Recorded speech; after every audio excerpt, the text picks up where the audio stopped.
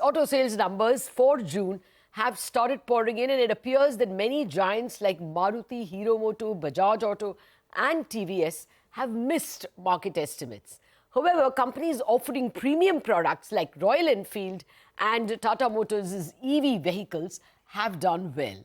To give us a ground check on how much to worry about these June numbers and how's perhaps festival stocking picking up, I have with me Manish Singhania, the president of the Federation of Automobile Dealers Association, the FADA as we know them. Also joining me is Prakash Diwan, undoubtedly one of the best auto stock analysts that we know. Gentlemen, thank you very much for joining me. Mr. Singhania, first to you. Can we start with two-wheelers? The numbers that came in, all of them, HeroMoto down 9.9% year on year. So you can't even say seasonality. And Bajaj Auto as well, lower than market expectation, down 2%. Market was expecting a 1% higher number. TVS as well, lower than market estimate. How was the experience at the auto dealers? So, yes, definitely, two-wheeler has been a cause of worry for the auto dealers as such. And we have been repeatedly seeing that compared to pre-COVID year 2019, two-wheeler segment has not been able to perform up to the mark. And in fact, it is, if you look year-on-year basis, we are still down by almost 19%. But what is good about last month, we are expecting a good single-digit growth in YOY basis in overall two-wheeler segment. So yes, I think primarily we could attribute because of the stress in rural economy, the cost of acquisition going up, the cost of operations going up in terms of EMI, fuel cost, everything has gone up for that segment. So that segment really continues to struggle, and numbers are really, of all these segments in auto industry, every segment has now outperformed the pre-COVID level except the two-wheeler. Okay. But two-wheeler, are you seeing any green shoots at all now that the monsoons are not the scare that we thought it was? Are you seeing any interest in pre-festive stocking, Mr. Singhania? So yes, definitely monsoon would play a very critical role for the upcoming festive season, and I think we not only government has also supported in increasing the MSP. So if we do have a good crop and good rains across evenly spread across India and timely rainfall also, that will ensure a good quality and quantity of the crop, and this high MSP will ensure money in the hands of farmers. So that's a good sign. We are keeping fingers crossed for the monsoon season. That would play a very critical role for the entry-level passenger car as well as the two-wheeler segment. Okay, so but that is still a matter of hope, and hope isn't a data point. I'll just come to you for the premium segments, which appear to have done well. Mr. Singhania, let me get Prakash in. Prakash, you've seen the rush of numbers in the morning. Are two-wheelers still a no-no for you, or are you enthused by the improvement in exports? Lala, good morning. So, I think what we saw in terms of the numbers, now that the entire set of numbers is out, it does tell you that demand is an issue, especially in the price-sensitive segments. And that's exactly why a HeroMotoCorp is suffered significantly. And the other thing that you need to put in perspective is that the affordability of two-wheelers, which is a very price-sensitive segment of consumers, given higher interest rates having been passed on, and I was comparing the EMIs for two-wheeler loans as compared to last year, and there's a significant jump in that. So either the tenors go up or the outgo goes up, and that is something which does make people think a bit much harder to go and acquire. The monsoon is probably something that builds hope and expectation that, if I'm a consumer and I see monsoons coming on time, I would probably start planning to do it post the monsoon. I'm not going to do it during the monsoon. In fact, the quarter that we are currently starting off with will probably see even more tepid sales, especially on two-wheelers, because nobody likes to use two-wheelers in this season. And generally the belief is that you would buy it after that. So I think the numbers tell you a very realistic story. The export market has probably got both, pluses and minuses. There are pockets doing well. There are pockets that are still struggling. But I would believe that it's a domestic story that's still going to be a bit disappointing. Okay. Well, Bajaj Auto just told us that the export scenario has bottomed out, and their key market, Nigeria, is on the mend. But yeah, as you point out, the bread and butter is the bulk is still going to be domestic. Mr. Singhania, what about the luxury segment, or what? I'm sorry, premium segment? Royal Enfield has done well. So, would you say that, say for instance, the Triumph will come? Do you think there is situation is much better in the premium segment, even in two-wheelers? So yes, definitely, premium segment post-COVID has been doing phenomenally well, and a lot of purchase and activity happening there. Both in actually car segment and two-wheeler, we have seen this segment, upper middle class and upper class, really going out and spending out loads of money. There was this pent-up demand which got addressed to, and subsequently also people kind of executed, or just bought up whatever their fancy products for their holiday season, went a phenomenal high, new high. So everything in this segment has been looking good. Similarly, in two-wheeler numbers for this premium segment has been doing pretty good.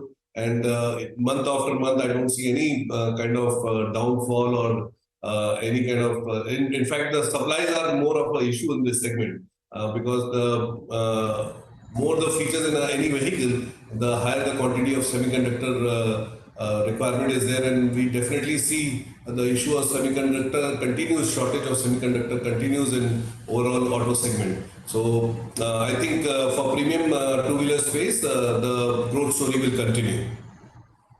What about cars now? It looks like the entry-level car segment also has not done well. I mean, Maruti was complaining about the entire compact size, which is about 40% of their sales, not doing well.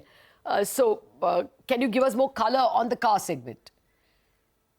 So car segment, yes, definitely entry level has been struggling. Similarly, I would comment here the cost of for that entry level person, the cost of acquisition has really gone up. If you look at it pre BS4 times, the initial entry level two wheeler were around 40,000. Now after BS6 and with new norms and new compliances that have come into place, the entry level cost is now close to 60,000. So that is a phenomenal increase of 50% there in terms of cost of acquisition. Similarly, What about entry-level cars, four-wheelers? we see Four-wheelers. yeah, yeah, Four-wheelers, cars. yeah. Cars also we have seen from 2.5 it has gone to close to 4 lakh. So Okay. everything is going up for that segment, and for that person, an increase in EMI, cost of acquisition, cost of operation really matters a lot. And similarly, you can see the boom in SUVs happening in passenger car segment. That segment is really going up. We really need to see when this, Bharat of India or rural India recovers, then only we could see a good growth, or, decent numbers coming in from entry-level passenger cars. Okay. But you are confident of the luxury cars. I mean, not luxury, the premium cars. Tata Motors EV, as well as the premium offerings from Maruti. Those are seeing, SUVs are seeing better demand. Yeah. So, yes, this month has been doing very well. I mean, I think June, we are yet to come out with the final figures. We'll be coming on 6th. But I think June would be having the ever highest passenger car sales for the month of June. So that's the kind of volume that we are seeing. And it would be primarily contributing by SUV segment that has really been driving this sales of this segment. The demand as well as the booking with the dealers are amply available, and we kind of strive to have this bookings addressed by the OEMs. Okay. Though we do talk about that there is a paid up stock of almost 45 days in PV segment. That is primarily due to mismatch of models. There are models which are not selling, which are available with the dealership, and there are models which are in heavy demand, primarily SUVs, which are not being adequately supplied by the OEM. So Okay. yes, there is I mean, like a tale of two cities story. Okay. We expect this growth and volumes to keep on churning in passenger car segment. Okay. Well, Prakash, how do you translate all this in terms of stock-wise positions that you will take? Are you looking at taking a position in TAMO because the EV is doing well? Or is it that that's too small a segment and they've reported that their commercial vehicle hasn't done too well? What's the pick of the pack? So, Lata, just let me step back and add to this premium car segment, configuration that's changing so rapidly. What we are seeing is that the price sensitive entry level or the A and B segment is getting impacted, and most of the new competition, whether it's from MG Motors or from Hyundai or from Kia, is actually in the D segment. So that's where the game is shifted, and I'm not surprised when Maruti reports these weak numbers for that segment, those two segments. But D and onwards, which is the SUV and the higher price ones. Look at the kind of bookings Toyota has for its high value products like High Rider and things like that. There is no let up in that. So what it tells you is that the companies that are focusing on the right segment for growth, that is what you need to look at in terms of an investing opportunity. And from that perspective, Tata Motors has had a brilliant run because they were the first to have launched EVs at different price points, right from 15 lakhs to 9 lakhs. But it's not that strong enough or significant enough, as you rightly said, to move the needle. And the commercial vehicle sales, I think, is a function of the BS6 implementation. A lot of deferment happens when the new norm gets into practice. So that's where you'll probably see that catch up happen. I would look at buying into Maruti for sure. And as a disclosure, I've always had this in my long-term portfolio, given the fact that their SUV portfolio is what's going to drive growth. The Fronx, the Jimny, all of those are going to lead them to the next level. I would believe M&M would face some competition on all counts, the SUV portfolio, the EV portfolio, and some of the light commercial vehicle where Maruti is making a big market share improvement. So the dynamics are very clear. You want to buy commercial vehicles, Ashok Leyland is the spot to go to. You want to buy a passenger car segment player, Maruti is probably standing out as the best. Tata Motors has had a run-up. I'm not saying there's not much of salience left, but then there are more balance sheet restructuring and debt repayment, which will drive that stock further, not just operational performance. Okay, but just a quick word, Mr. Singhania, on CV, on commercial vehicle, we got a kind of a mixed picture. What are your members telling you? Volvo was not all that gung-ho, but he said the demand for buses were good. Tata Motors definitely doesn't look good. So yeah, CV has been recovering pretty fast and pretty good. I think we'll see a YOY basis. We'll see definitely a growth in this segment, and we are almost on. Close to recovering the 2019 numbers. So yes, and the economy has been moving fast and moving forward.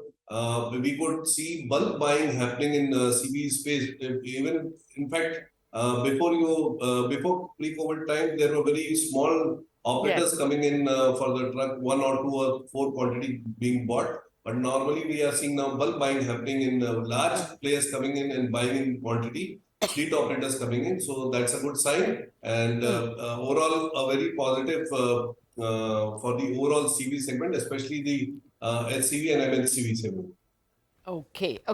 Well, Mr. Agarwal from Aisha was a little downbeat on the mid and the LCV segment, but very confident of the bus segment, the heavy-duty segment. But let's see how things pan out. CV is not that much a spot of bother, as is perhaps the entry-level vehicle, whether it's four-wheeler or two-wheeler. But premium cars and two-wheelers doing exceptionally well.